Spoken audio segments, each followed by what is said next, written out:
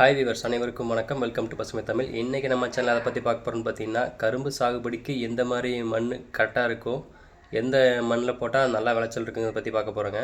கரும்பு சாகுபடிக்கு மண் கரெக்டாக சூஸ் பண்ணுறது மூலமாக உங்களுக்கு 30 to 40% வரைக்கும் விளைச்சல் அதிகமாக கிடைக்கும். ஃபஸ்ட்டாக பார்த்தீங்கன்னா கருப்பு மண்ணுன்னு சொல்லுவாங்க. இதில் பார்த்தீங்கன்னா ஈரப்பதத்தை நல்லா தக்க வச்சுக்கிற தன்மை இருக்குங்க. அடுத்தது ரெட் சாயில் சொல்லுவாங்க. இதில் பார்த்தீங்கன்னா உரம் எந்த அளவுக்கு கொடுக்குறோமோ அந்தளவுக்கு விளைச்சல் அதிகமாக கிடைக்குங்க. மண்ணில் பார்த்தீங்கன்னா அதிகமாக காரத்தன்மையோ இல்லை அமிலத்தன்மையோ இருந்துச்சுன்னா உங்களுக்கு விளைச்சல் கம்மியாக தான் இருக்குங்க. அதை கரெக்டாக டெஸ்ட் பண்ணி பார்த்து பயிரிடுங்க.